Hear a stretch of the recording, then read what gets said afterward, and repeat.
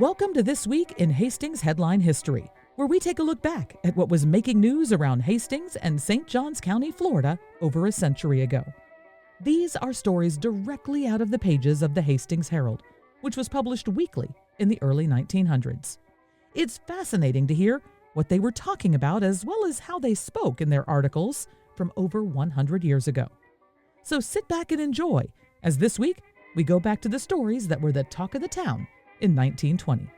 This week's paper again kicks off with a discussion of the court case that had everyone in town talking and most of them mad.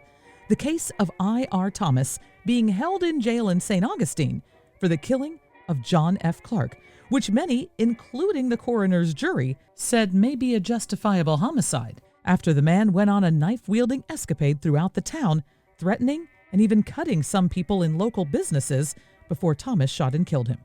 The article reads, "It is unlikely if ever before, at any time in the history of Hastings, there have been so many chronic grouches at large on the streets, all of which resulted from the same cause.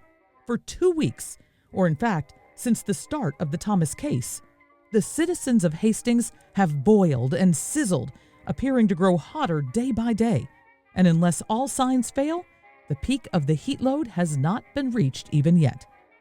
The promptness with which money rolled in last Saturday for the purpose of providing I.R. Thomas with whatever might be necessary in the way of legal assistance indicated clearly how single of purpose and belief was the entire section in regard to this matter.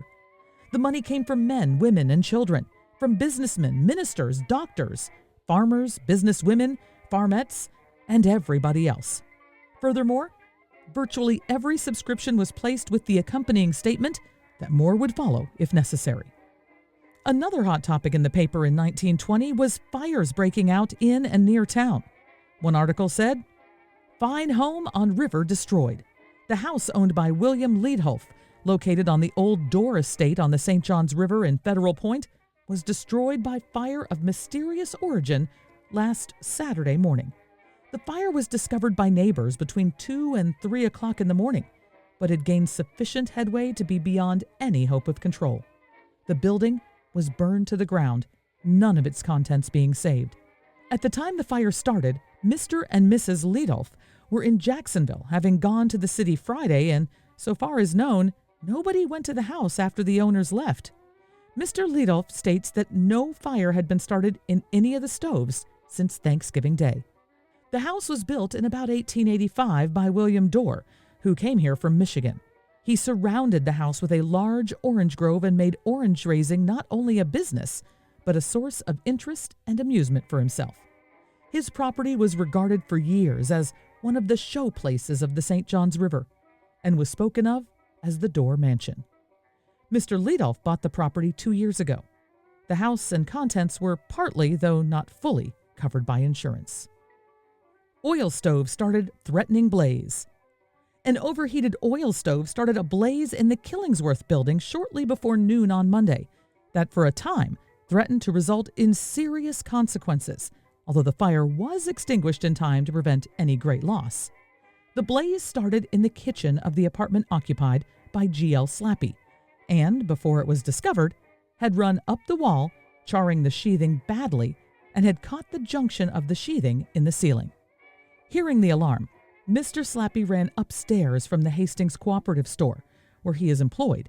He seized a keg of water, which was standing in the kitchen, and by a lucky throw managed to extinguish the most dangerous portion of the fire. Had the blaze been undiscovered for a few minutes longer, there is little question that a most serious fire would have resulted, one which very likely would have not only removed the Killingsworth building, but might easily have also destroyed the Bird building next door. This is the second serious fire which has been narrowly averted in the center of the town within a period of about 30 days. Had either gained headway, Hastings, with its complete lack of fire department, would have suffered a heavy loss in the very heart of its business section. And a kind of funny news note, as there was a warning in this week's paper in 1920 about breaking the law while baking. No alcohol in Xmas desserts.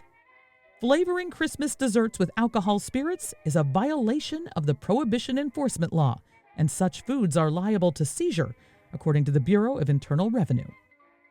And to close out this week, how about a few more of those local business advertising jingles that were published in the paper, written by the local woman, Mrs. C.R. Clark. Here's one. If at any time you're taken sick and you need relief and need it quick, the Hastings Drug Company does the trick, and it does it in a hurry. And it should be thoroughly understood when you want it bad, you want it good, and it stands to reason that you would, as you need never worry, if it's from Hastings Drug Corporation. Another reads, Hastings has a restaurant known as the Bird Cafe, where you'll find their regular dinners cooked in the proper way. And whether you order ham and eggs, a steaming oyster stew, a steak or chops, or a stack of cakes, you'll get what's coming to you. At the Bird Cafe, Hastings, Florida. Here's one for Curtis's Garage. There's a Curtis Garage in Hastings with a corps of experts there who are well equipped to put your car in the very best repair. And then besides, they have supplies and filtered gasoline, and their up-to-date accessories are the finest ever seen. Here's another. There's a popular hotel at Hastings that's known for miles around, and the traveling men will tell you it's the best hotel in town. The rooms are sure to please you, and clean white beds as well, and you're treated just like home folks when you stop at this hotel. Hastings Hotel, Hastings, Florida. How about one more? To Bill's Candy Place, a visit is a treat, for here you'll find Christmas candies that are wholesome, fresh, and sweet. Gumdrops, mixtures, Lowney's chocolates are the leaders in Candyland, put up in holiday packages that appeal both to woman and man. I hope you enjoyed this week's edition of Hastings Headline History. This podcast was brought to you by Presenting the Past, bringing history back to the present through historic presentations and the sale of treasures from days gone by. This episode was written and produced by me, Michelle Murillo, with the aid of vintage copies of the Hastings Herald. Now it's time for a holiday musical memory, where we learn a little more about a Christmas song we love that was written centuries ago.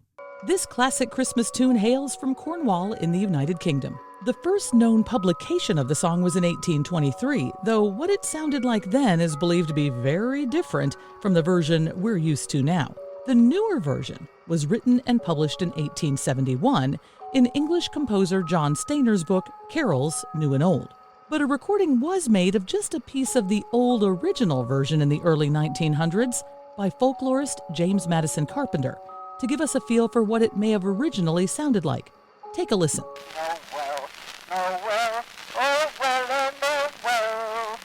Born is the king, now is the earl.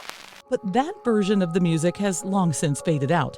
And when we hear the words, "the first Noel," we think of a different version. Here is a 1914 recording by the carol singers of The First Noel We All Know.